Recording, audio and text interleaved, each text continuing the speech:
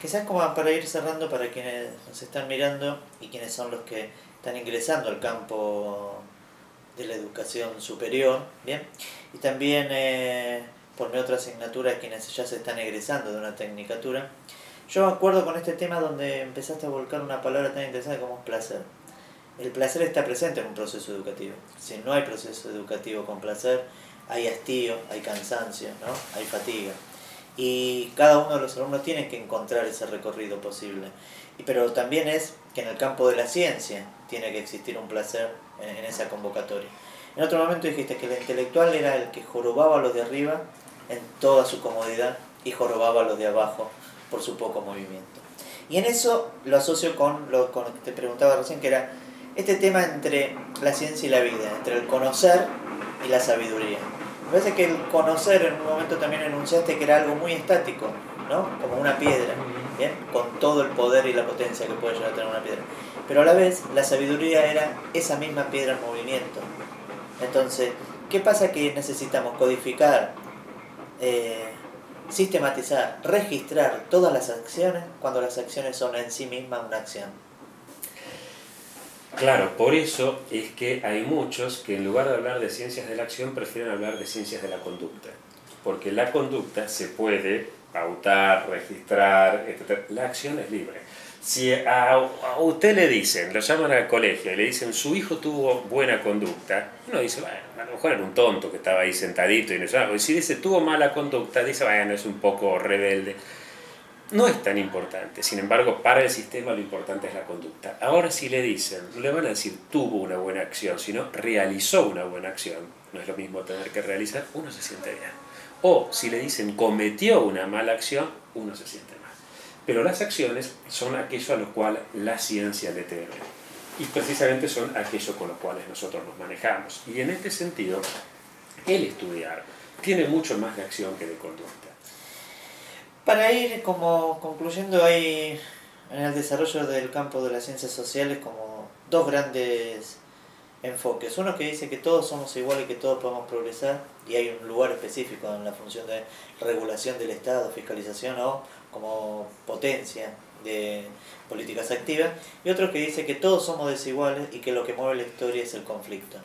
Yo empiezo a visualizar de que hay como un tercer momento ahora entre el liberalismo y el marxismo, que empieza a aparecer esta noción de una conciencia social hacia lo que viene, en el devenir de lo próximo, que tiene que ver con la responsabilidad. En el campo de la responsabilidad aparecen las políticas públicas de ambiente, pero aparecen las políticas públicas de lo social, aparecen las políticas universales. Hay algo ahí de la responsabilidad que empieza a convocarse en el campo social. Con estas transformaciones de la familia, transformaciones sociales, transformaciones de producción y de Estado, empieza a aparecer algo de hacerse cargo de lo que somos. Bueno, vos sabés que yo creo que aquellas corrientes derivadas del principio de la Revolución Francesa de la Libertad, que podemos denominar el liberalismo, han aportado y siguen aportando mucho, pero claramente han llegado a un agotamiento. Para ellos, mi libertad termina donde empieza la de los demás, con lo cual para poder ser plenamente libre tendría que vivir yo solo en el mundo, sin responder por otro.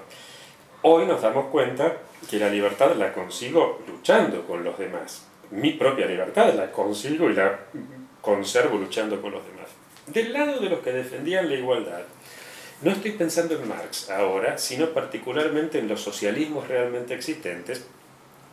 Pasaba que, bueno, podíamos pensar un mundo sin conflicto una vez que los de abajo hayan ganado a los de arriba, se acababa el conflicto y la igualdad, esa regulación universal de todo a través del Estado, repito, no estoy pensando en Marx, estoy pensando más en Stalin, en los socialismos existentes, una vez que se consiguiera eso, íbamos a llegar a un mundo perfecto. Y hoy pareciera ser que entonces se abre paso al tercer valor, que es el valor de la fraternidad.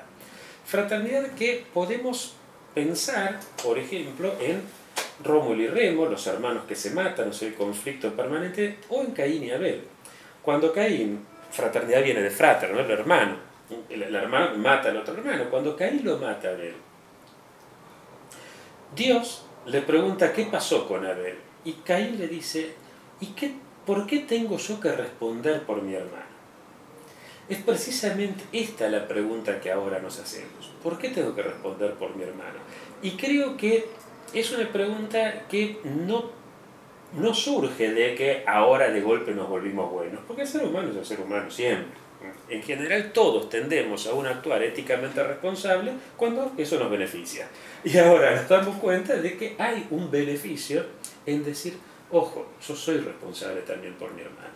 En este sentido me parece que efectivamente se abre un campo de acción interesantísimo para pensar la política, la sociedad y el Estado no en clave de libertad sobre igualdad, igualdad sobre libertad, sino en clave de fraternidad, como saber que el conflicto es permanente, pero que el conflicto no necesariamente tiene que ser la lucha a muerte, sino que el conflicto puede encauzarse, no siempre, pero en general puede encauzarse, y a partir de ese encauzar el conflicto, poder progresar tanto en lo colectivo como en lo individual.